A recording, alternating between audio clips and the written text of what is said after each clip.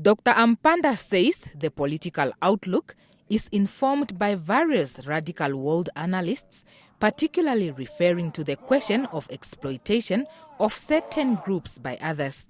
They are also exploited on the basis of their gender. They are also exploited on the basis of their race in particular.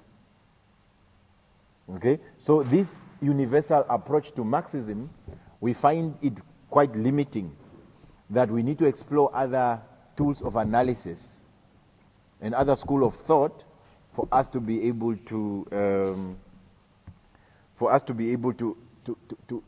mount a successful critique and shape our society. That is why we then say we use the Fanonian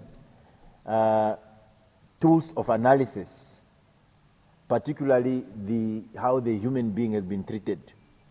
This line of the human between some people whose humanity is not recognized and others whose humanity is recognized. Fanon concept, particularly concept of the zone of being.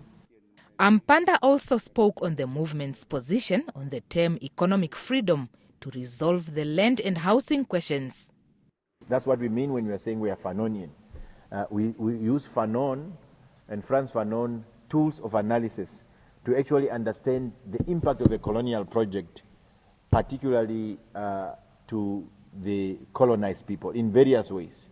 In terms of the institutions of power, Fanon assists us to understand what has actually happened to these institutions of power.